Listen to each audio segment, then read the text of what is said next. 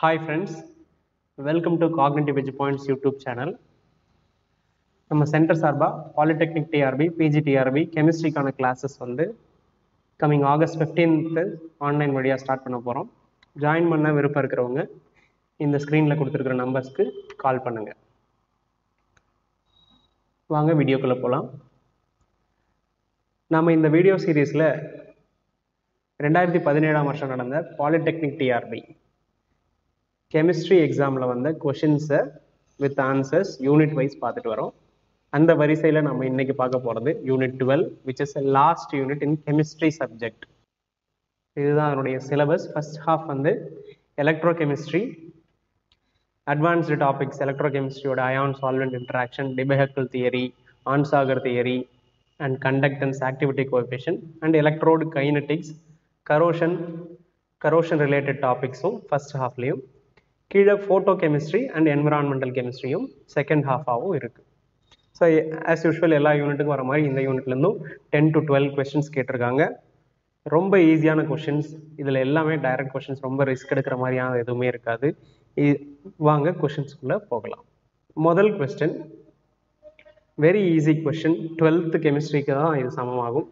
How many moles of water are available to solvate ions in 1 liter of pure water? அப்போ 1 liter pure waterல எத்தனை mole இருக்குன்னு நம்ம calculate பண்ணோம்னா போதும். that many moles of water will be available for solvate. ஒரு அயானை சால்வேட் பண்ணது அவ்வளோ moles இருக்கும். that is the logic. அதை பேஸ் பண்ணி நம்ம கால்குலேட் பண்ணோம்னா 1 liter will be equal to 1000 grams.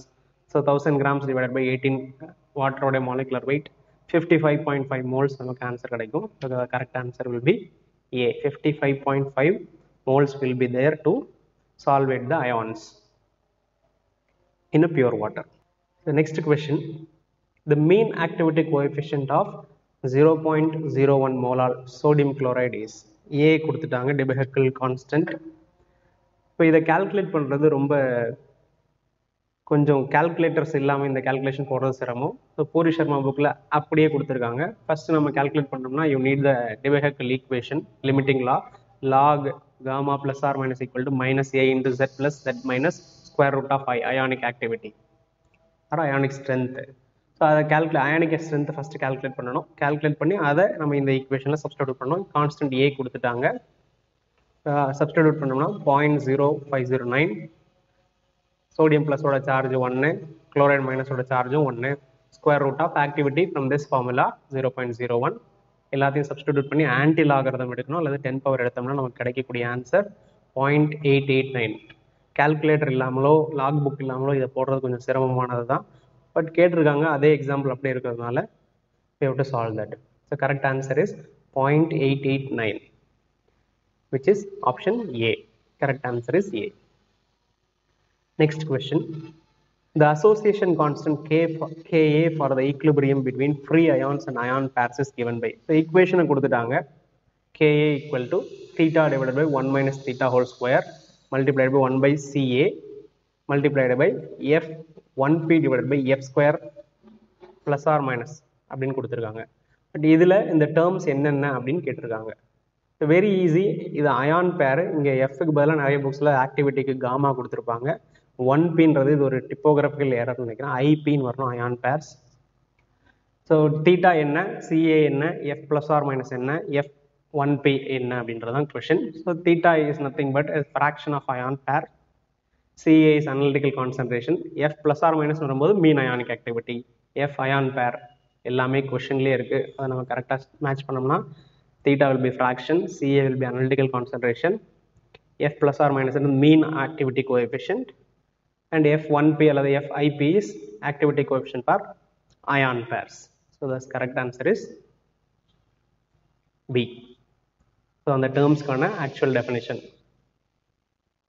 Next question, when an electric current is passed through a cell containing an electrolyte, positive ion moves towards cathode, negative ions move towards anode. If the anode is pulled out of the solution, so solution anode வெளியில் எடுத்தோம்னா என்ன நடக்கும்?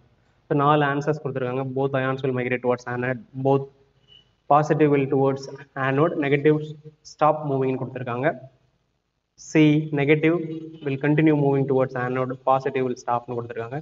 But இந்த possibility எதுவுமே நடக்காது. when we pull out, the electric current உடைய flow will be disturbed, all the ions will start move randomly move ஆக ஆரம்பிக்கும். That's correct answer is D, positive ions and negative ions will start moving randomly ன்றதுதான் சரியான answer. Next question, இது ஒரு storage cell இருந்து வந்திருக்கு. Batteries, lead storage battery. So lead storage பேட்டரியோட படிச்சிருந்தோன்னே அதில் ஆனோட என்னவா இருக்கும், கேத்தோட என்னவா இருக்கும்ன்றதான் கேட்டிருக்காங்க. ஸோ ஆனோடா லெட் ஆக்ட் பண்ணும், கேத்தோடா லெட் ஆக்சைடு அதுதான் வந்து இருக்குது. அப்போ அதுக்கான கரெக்ட் ஆன்சராக இருக்கிறது வந்து லெட் ஆக்சைடும் வரணும். So it is spongy let and grid of lead packed with lead oxide தான் correct answer. So answer C, spongy lead acts as anode, grid of lead packed with lead oxide acts as the cathode, and lead sulfide acts as a electrolyte. Correct answer is C. Next question, match the following. Among the following, which pairs are correctly matched? Left side definitions 4 கொடுத்துருக்காங்க, right சைடில் 4 பேட்டரிஸோட names கொடுத்துருக்காங்க. So ஒவ்வொன்றா நம்ம match பண்ணி எது கரெக்டுன்னு மட்டும் check பண்ணணும். First definition, a device that stores chemical energy for energy and for later release as electricity. So இனிஷியலாக ஸ்டோர் பண்ணி கெமிக்கல் எனர்ஜி எலக்ட்ரிசிட்டியாக ஸ்டோர் பண்ணி எலக்ட்ரிசிட்டியாக ரிலீஸ் பண்ணக்கூடியது தான் பேட்டரி. அதனுடைய actual definition, it is correctly matched. Second, option B, a cadmium anode and a cathode composed of paste nickel oxide hydroxide உடையது. அதை லெக்லான்ச் செல்னு கொடுத்துருக்காங்க. But இது வந்து nickel cadmium battery. This is a secondary battery. This is similar to lead acid battery. இது வந்து நிக்காட் பேட்டரின்னு சொல்லுவோம். That is not a Leclanche cell. Leclanche cellன்றது zinc manganese dioxide உள்ள ஒரு ட்ரை செல் தான் Leclanche cell, also known as Daniell cell. So இது வந்து secondary battery, இது incorrectly matched. So B is wrong. Second, gives best performance in heart pacemakers, hearing aids and digital watch. So நம்ம வாட்சில் use பண்ணக்கூடிய button செல்னு சொல்லுவோம். That is mercury battery. அது கரெக்டாக தான் match பண்ணியிருக்காங்க. So gives best performance in heart pacemakers, hearing aids and digital watch. Small வாட்சில் இருக்கக்கூடிய button cell, that is known as mercury battery, கரெக்டாக மேட்ச் பண்ணியிருக்காங்க.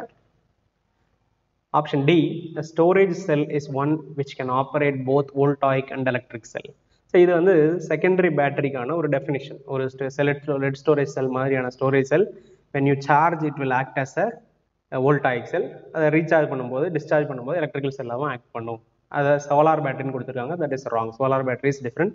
ஃபோட்டோ கெமிக்கல் எனர்ஜி, அதாவது சன்லேருந்து வரக்கூடிய எனர்ஜியை யூஸ் பண்ணி எனர்ஜி ஸ்டோர் பண்ணுறது தான் solar battery.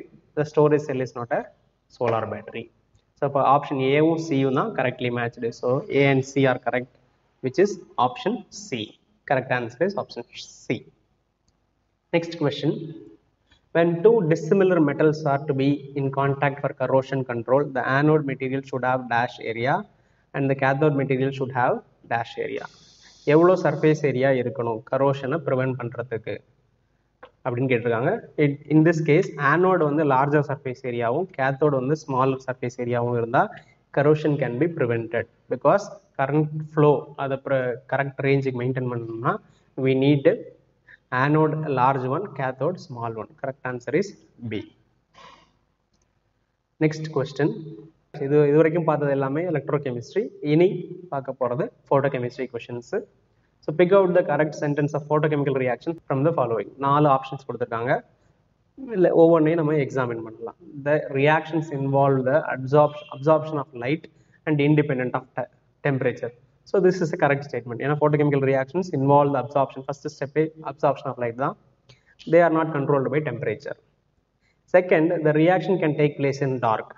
Photochemical ரியாக்ஷன்ஸில் primary process is light reaction, light இல்லைனா நடக்காது. செகண்டரி ப்ராசஸ் தான் dark. But it partially truth, but டோட்டலாக பார்க்கும்போது it is a wrong statement. And free energy is always positive. That is also not true. Free energy is not always positive. The last option, the rate of reaction is not affected by the intensity of light. இதுவும் wrong. Rate of reaction is directly proportional to the intensity of light. எவ்வளோ intensity கொடுக்குறோமோ அதுக்கு ப்ரொபோர்ஷனலாக இருக்கும். ஏன்னா primary process is controlled by absorption of light. Amount of light will drive the reaction towards the fast rate. So correct answer is A only. மீதி எல்லாமே wrong. Next question, the excited state in the molecule may return to ground state by exciting a photon is known as. இங்கே வந்து Jablonski diagram பார்த்தோம்னா higher excited ஸ்டேட்லேருந்து lower excited state வரும்போது energy emission வரும். Higher excited state comes to ground state by emitting a photon அப்படின்னு இருந்தால் இது கரெக்ட்னு சொல்லலாம். ஸோ இன் தட் கேஸ் எந்த எக்ஸைட்டட் ஸ்டேட்லேருந்து வருது, சிங்லெட்டா ட்ரிப்ளெட்டா அப்படின்னு பார்க்கணும். அப்படி கொடுத்துருந்தா தான் ஃப்ளோரசன்ஸா பாஸ்பரசன்ஸ் சொல்லணும். Generally excited state to ground ஸ்டேட்னு போது அது லூமினசன்ஸ் தான் நம்ம எடுத்துக்கணும். பட் இந்த கொஸ்டின்ல it is not specified about the excited states nature, spin multiplicity. So ட்ரிப்ளெட்லேருந்து வந்திருந்தால் அது பாஸ்பரசன்ஸ், சிங்லெட்லேருந்து வந்திருந்தால் அது ஃப்ளோரசன்ஸ், ஓவராலாக luminescence.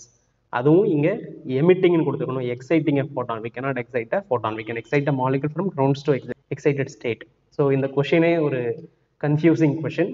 But still assuming normally எல்லா மாலிகுலும் ஹையர் எக்ஸைட்டட் ஸ்டேட் சிங்லெட் ஸ்டேட்லேருந்து சிங்லெட் கிரவுண்ட் ஸ்டேட்டுக்கு வரும்போது it is fluorescence. So we assume that as a fluorescent. Most appropriate ஆன்சராக இதை எடுத்துக்கலாம். But still the question is the confusing one. Next question. Among the following reactions, pick out the reaction which has quantum yield 0.25. So 4 options கொடுத்திருக்காங்க. HA decomposition, oxygen forming ozone, H2Cl2 reaction and anthracene dimerization.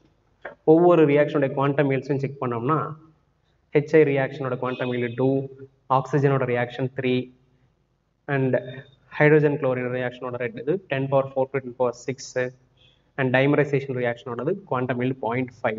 so ஒரு questionக்குமே so there is no answer, எல்லாமே more than 0.25. so இந்த மாதிரி questions வரும்போது answer பண்ணணும்னா simple idea என்னன்னா இந்த மாதிரி ரேடிக்கல் இன்வால்வ் ஆகிற ரியாக்ஷன்ஸ் எல்லாமே நார்மலி மோர் தென் 1 தான் இருக்கும் குவாண்டம் yield. டைமரைசேஷன் ரியாக்ஷன் ஆகும்போது ஒரு ஃபோட்டானுக்கு ஹாஃப் மாலிகுல், அதாவது 2 மாலிகுல் சேர்ந்து ஒரு மாலிகுல் வருது. So 0.5 approximately we can take it. இங்கே எதுவுமே 0.25 இல்லாதனால no answer. So correct quantum மீல்ஸ் நம்ம இங்கே கொடுத்துருக்கோம், நோட் பண்ணி வச்சுக்கோங்க. Next question. In the following mechanism, நான் 3 ப்ராசஸஸ் கொடுத்துருக்காங்க. A absorbs light H nu, K1 gives A star which is excited state. அப்போ இந்த ப்ராசஸ் என்ன? A plus A star K2 becomes A2 and then A star becomes A and H nu. இது என்னென்ன steps 1 2 3 R என்ன அப்படின்னு கேட்டிருக்காங்க. So first step பார்த்தோம்னா it is absorption of light. So ground ஸ்டேட்லேருந்து எக்ஸைட்டட் ஸ்டேட்டுக்கு போகுது. So this is known as excitation. Second ஸ்டேஜில் excited molecule forms a dimer. Third ஸ்டெப்பில் excited molecule loses its energy by light. So this is fluorescence. எனர்ஜியை வெளியில் கொடுத்தோம்னா luminescence or fluorescence single ஸ்டேட்லேருந்து வரும்போது. So correct answer excitation, dimerization and fluorescence. C is the correct answer. So இதோட நம்ம physical chemistry question paper and overall polytechnic TRB 2017 வந்த எல்லா கொஷின்ஸையும் பர்டிகுலர்லி கெமிஸ்ட்ரி எக்ஸப்ட் ஜிகே வரைக்கும் நம்ம டிஸ்கஸ் பண்ணியிருக்கோம்.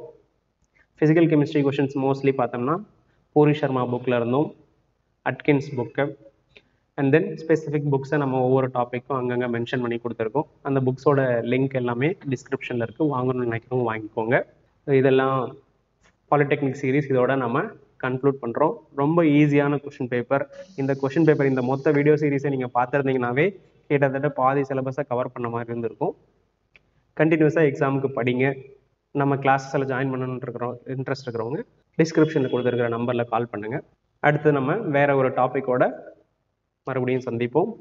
அன்டில் தென் தேங்க்யூ ஃபார் வாட்சிங் த வீடியோ சீரீஸ்.